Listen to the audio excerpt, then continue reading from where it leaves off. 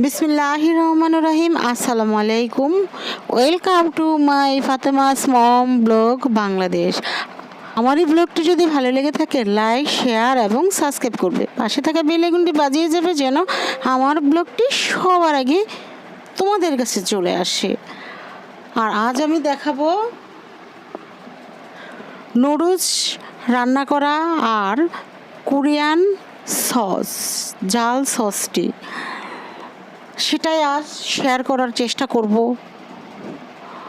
চলো বন্ধুরা, আমরা আমাদের পাশের জনকে ভালো রাখি আর সেই সাথে সবাই মিলে 5 ওয়াক্ত নামাজ পড়ি, তাহাজ্জুদ পড়ি, নফল পড়ি আর উভয় মা বাবাকে শ্রদ্ধা করব এবং সৎ থাকব।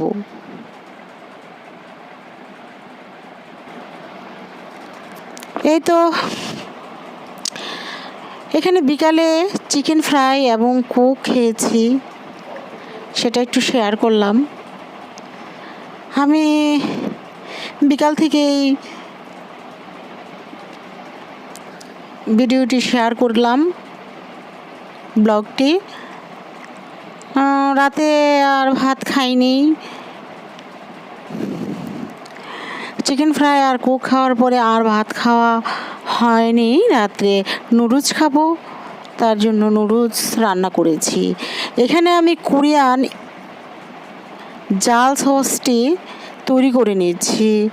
1 কাপ চিনি দিয়ে নিয়েছি এবং একটি বড় রসুন থেতলে নিয়েছি এবং ঝাল মরিচগুলো, ব্লান্ড করা মরিচগুলো দিয়ে নিয়েছি।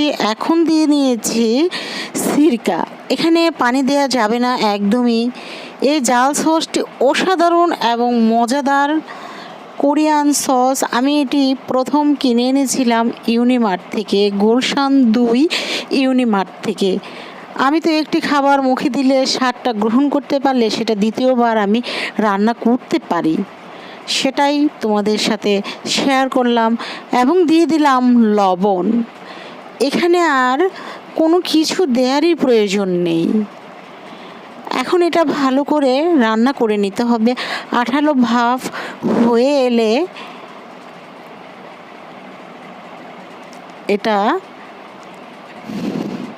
নামিয়ে ফেলবো। খুব বেশি সময় লাগবে না। আবারও বলছি, পানি দিয়ে করলে এটা হবে না, সিরকা দিয়ে অবশ্যই করতে হবে। এখানে প্রায় 2 কাপ, মেজারমেন্ট চামচের 2 কাপের মতো মরিচ ব্লান্ডার করে দিয়েছি, সে পরিমাণটা বলে দিলাম। আমি চুলা থেকে উঠিয়ে নিয়ে এসেছি, এনে আমি সার্ভ করলাম।